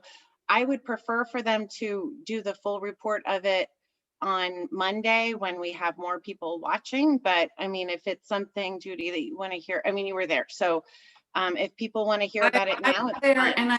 and I feel I want to make sure that members are aware that this did happen. I spoke to, at least one member afterwards who was completely blindsided by it. And I'm struggling with regard to, what is this process and why was there, why hasn't there been disclosure, first and foremost by the mayor's office with regard to the timing of this meeting, et cetera. And I do want to say they did have some people attending via Zoom, and the whole conference room was part of what was in the Zoom picture. We know that means that they could have shared. Absolutely. Totally agree. And it's also something that I'm hoping is recorded, and I will ask about that because that should also be available. I mean, we all know Zoom, so you're absolutely right with that. Thank you for that, Judy. Let's Sonia, Ms. Frederick. Yeah, more than happy to give a detailed report on Monday. And I just want to address one thing. I think think it's a little dangerous might be the right word to say it's a backdoor deal. I just want to be clear that press was in the room. And they're currently gathering bios and information about all the task members, which is a pretty large, diverse group of very impressive community leaders, that they're going to release that information to the public. And there was conversation during the meeting about transparency. So, and making sure that the public is being informed about this entire process. And this was just the first introductory meeting where we really said, oh, hi, you're here, and essentially talked about the dollars we were getting. And we were told to give our bios as like a next step. So I just want to point that out. I'm more than happy to give a deep dive with other council members on Monday. Thank you, Ms. Frederick. Mr. O'Shea? So I just want to be clear. There was one press member in the room, and that person knew about the meeting because I told that person about the meeting. So I did not know that, but I was told that press was in the room based on the question I was asked about transparency. Sorry about that. Thank you, Mr. O'Shea. Mr. Ballerin, and then we'll close out. I want to apologize. My internet has been on and off throughout the entire meeting on my phone and on my computer, so I've missed part of the conversation. I do want to say I wasn't able to attend in person, but I did attend via Zoom the meeting, and a lot of the information that was shared was information that was shared already with council.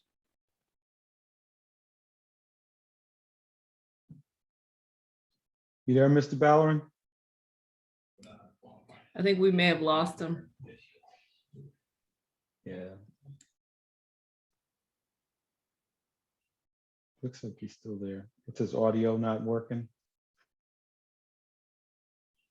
Just give it a second so he can finish his thought.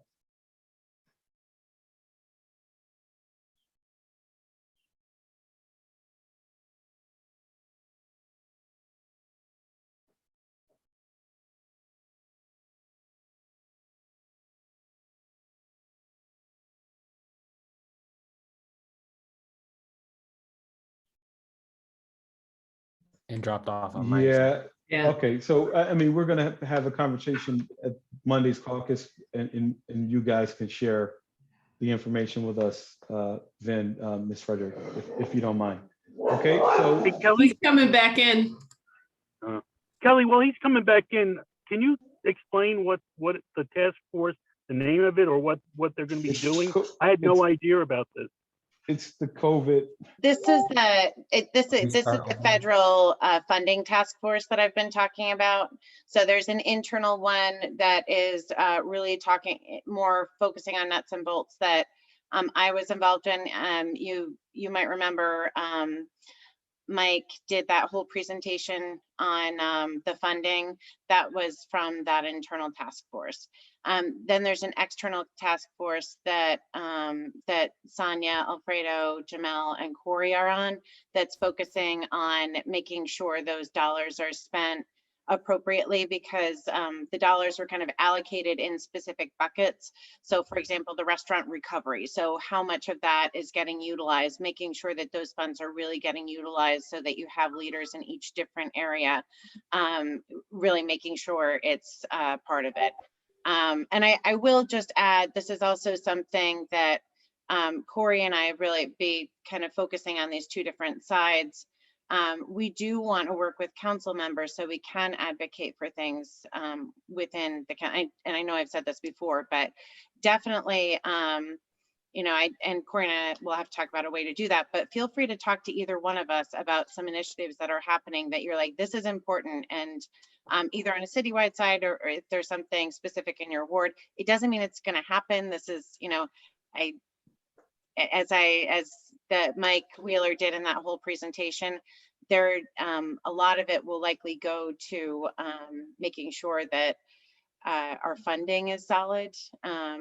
But it is something that we should be really looking at as council members as well. So Yeah, and there was also, as part of that discussion, the there was talk about focusing on maybe some of the things that were in the budget intent memo also as possibilities. Again, it's all about discussions and trying to come up with ideas.